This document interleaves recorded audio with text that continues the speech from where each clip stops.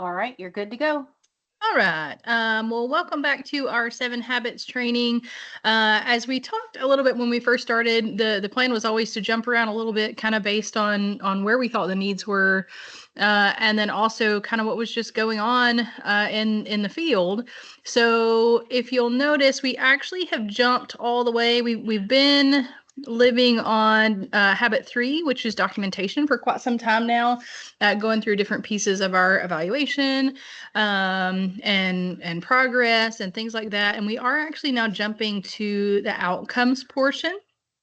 We may return back to documentation at some point, but just so you guys know, there has been a little bit more of a focus on GG recently, and that's where we're going to talk about our outcomes specifically for, and we'll kind of circle back around on that so you know the why we've kind of jumped ahead a little bit in our 7 Habits training. So GG, we talked a lot about GG back in 2019 and 2020 when it first rolled out, and we've done some trainings here and there, but we really haven't spent a whole lot of time talking about GG until recently when we've had more conversations surrounding our Medicaid PDPM, which will start in September. Really, GG, the importance of it is CMS is wanting to see that we're helping our patients to improve as much as they expect us to. So they're looking at 3 points in time when they look at our GG scores. They're looking at what we're putting in as prior level of function, what we're putting in as the baseline, and then what we're putting in as our discharge levels. So when we first started GG training, we really spent a lot of time just talking about how do we capture what they're at baseline. So what do they look like at the evaluation? We didn't really spend a whole lot of time talking about prior level of function and discharge.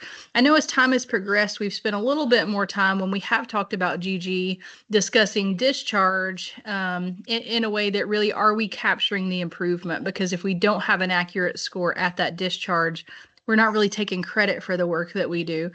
What I don't believe we really have talked much is about the importance of prior level of function. So we'll kind of touch base on that and why it's important. And honestly, this has been something that Barbara and I have learned a little bit more recently as to why that matters. So we'll talk a little bit about that today as well.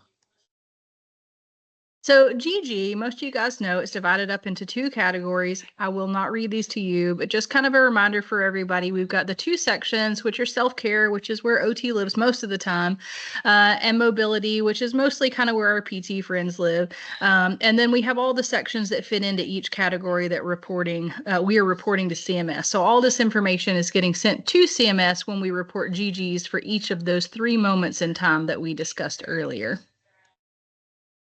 The scoring, and again, you guys are comfortable with this. I know we've been doing it for a while, but just as a reminder, it really is helpful to look at the definitions of the scoring for those, the independent, setup or cleanup, supervision, partial, moderate, substantial, max, or dependent.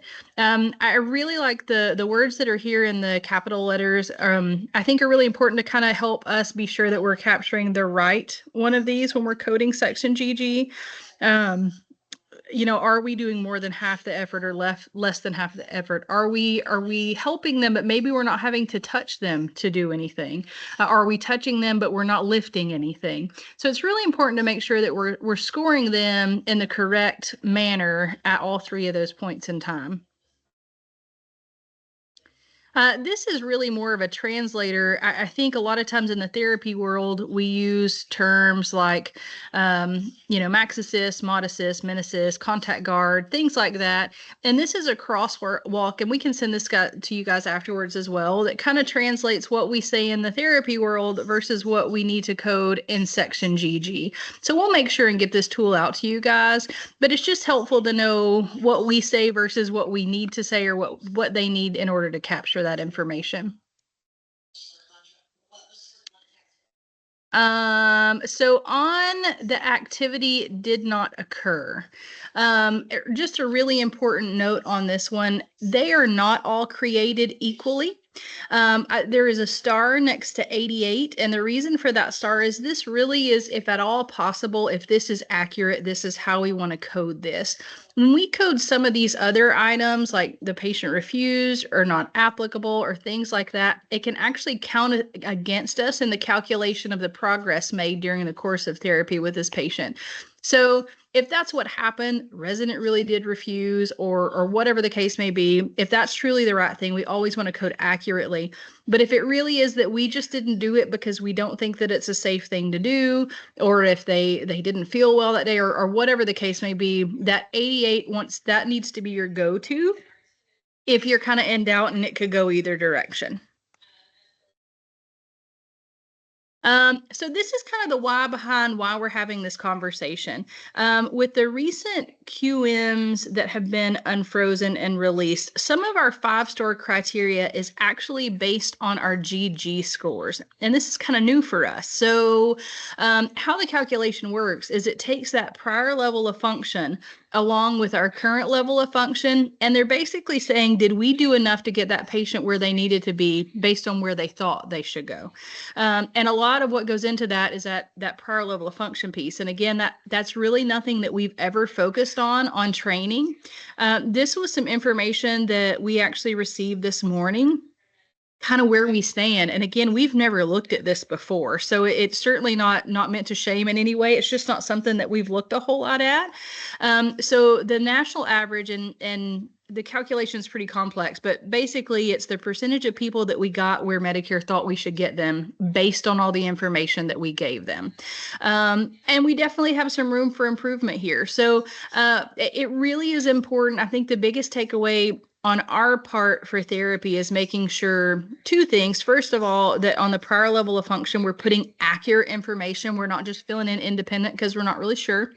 And then also on that discharge, are we truly capturing on discharge, not just on the eval and the admit, how that patient is doing? So I think just adding a little bit of extra emphasis on that prior level of function and the discharge piece that maybe we haven't been doing before, I think will make a huge difference in this piece.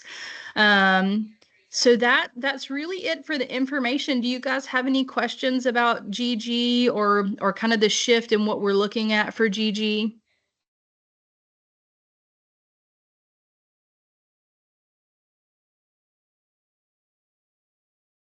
Okay.